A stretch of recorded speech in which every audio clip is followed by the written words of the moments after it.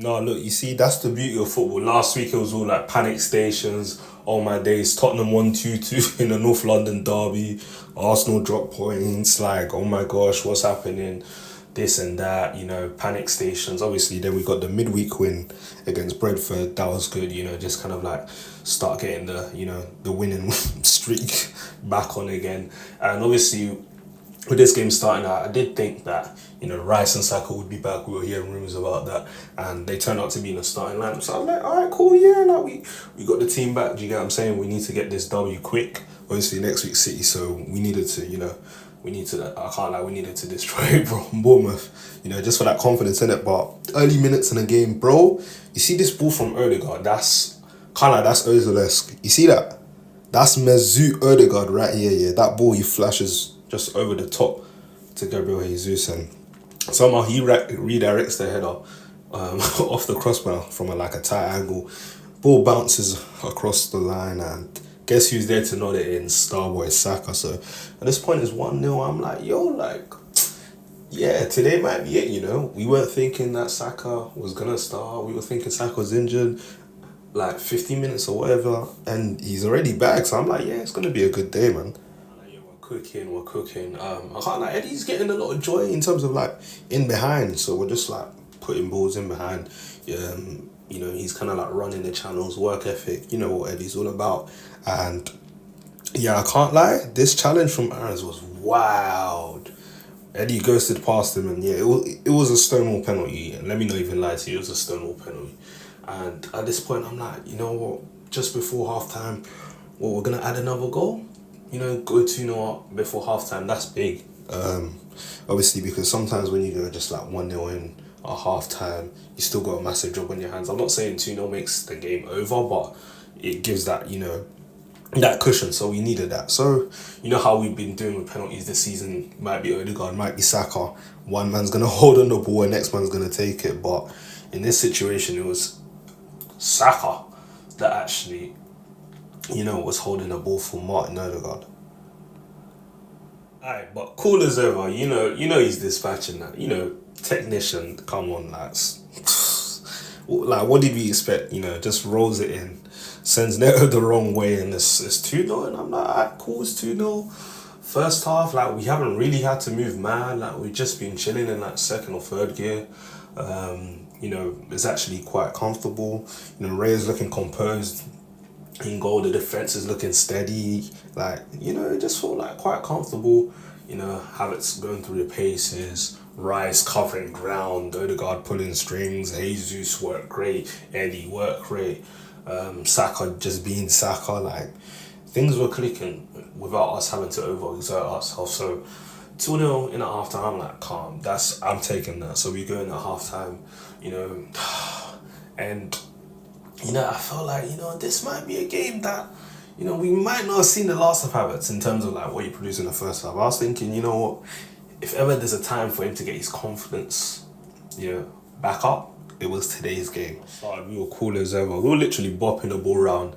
At one point, we were just passing it across Bournemouth's box. Odegaard showing so much praise, draws in, I think, Christie jams and just hacks him, and I can't lie, it's another pen, it's Stonewall. So at this point, we're like, oh, is it going to be Odegaard, is it going to be Saka? But in the back of my head, I'm like, yo, we're 2-0 up, it's looking like sly comfortable. I won't be surprised if they give it to Havertz. And apparently, obviously, it was going to go to Jesus, but they asked him if, you mind if we let Havertz take it, kind of thing, and Havertz steps up to take it. And to be fair, Havertz is actually really good at penalties, but for this instance, I was like, yo, I need Havertz to score. The Chelsea fans, they're watching. Liverpool fans are watching. United fans are watching. City fans are watching. The whole football world almost. Like, the pressure Havertz has got on his back is crazy. So I was like, even if we win and he doesn't score this penalty, it's going to be chaos, bro. We need him to score. And yeah, Havertz steps up to take the penalty. Absolutely slots it cool as he like, sends Neto the wrong way. And you can see that kind of pressure just released off him once he scored. I actually rate the way the team, all went in, tried to help him celebrate. And I felt like that was a really good moment. And who knows, this could be the turning point. This could be the moment, Kai really gets into his own as an Arsenal player. You know, Arteta showed him a lot of faith, and with the investment put into him, you're going to see Havertz in the starting lineup consistently. Like, you really need to just expect it. Expect it. You're going to see him in the starting lineup, in that midfield position specifically as well, I think. So, listen, any way to boost his confidence and, you know, just get him on the upside, I'm all here for. So I was actually really happy to see him convert the penalty. And yeah, I know Chelsea fans weren't liking the look of that one, but this is big for us. Towards the end, I believe we made like quite a few substitutions. You know, we took off Rice, we took off Saka, we took off Eddie, we took off Zinchenko. Who else did we take off?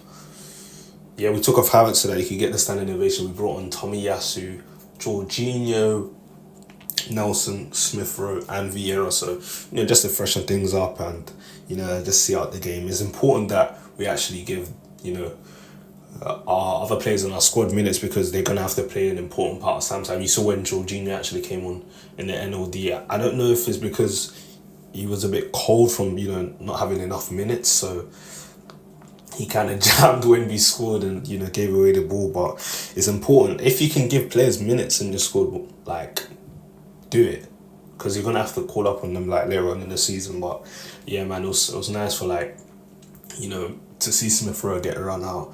Nelson deserved minutes after his performance against Brentford. Obviously Vieira back in the squad after missing, you know, the midweek game. But yeah, it was all good. And bro, I think, yeah, towards like the 90th minute, we must have had like a free kick. Odegaard, you know, standing there, just flashes the ball across from the wide right. And yeah, White actually gets a glancing backwards head on it and yeah, loops it past Neto. And it's always a good day when Ben White scores. He doesn't score too many, so when he scores, it's always a nice one. Pretty sure he scored against Bournemouth last season as well, correct me if I'm wrong. But yeah, man, at this point 4-0, you know, and this is how the game ends, and I'm like, alright, cool, 4-0, I'll take that. And let's not forget, City also lost 2-1 to Wolves. Like, this is the beauty of football, bro. Within 7 days, like, your destiny all of a sudden changes.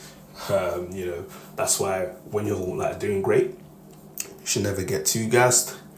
When you're doing poorly, you should never get too down on yourself, because that's just the nature of it. Like, things are always gonna change.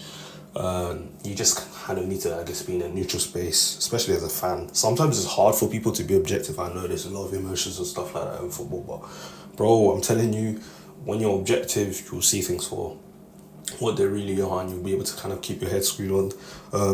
We don't have to be at our skin to lay it best. For me, it's about winning the league. So winning the league just consists of getting the job done. You got to get the job done. You got to keep going and going and going, kind of thing. But yeah, man, keep saying to guys, bro, going invincibles, it's not for everyone. Shout out Wenger. Wenger lives.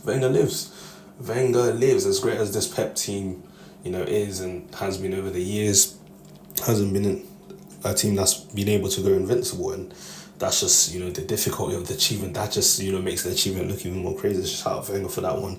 And, you know, we can cling on to that one all the way up onto the hills. But yeah, man, very happy we're doing 4-0. Obviously, Tuesday we got Lens away game. I think there might be a bit of rotation in that game. Spread the minutes around. Obviously, Trossard's back. I'd like to see Trossard back in the starting lineup. And yeah, man, get a few minutes to our players, and hopefully Partey's back for the City game, because yo, we're gonna need General Thomas, you know, like that. But yeah, man, City lost, we won. Even I think United lost today against Palace. Aston Villa actually battered Brighton 6-1. So yeah, it's been an interesting weekend for football. And listen, man, City next week, we will be ready. We will be ready at the Emirates as well, bro. Yeah, we need to teach them a lesson quick time. Obviously, we close the gap to 1 point. If we beat them, we go 2 points clear City. So, hey, everything's riding on that game, and we need to do our job and take it very seriously. Like, obviously, winning in the Community Shield, that was big, because I feel like just kind of like eliminating that mental barrier, it definitely did that. So, listen, for City, let's go, man. We're ready, man. Come on, you Gunners.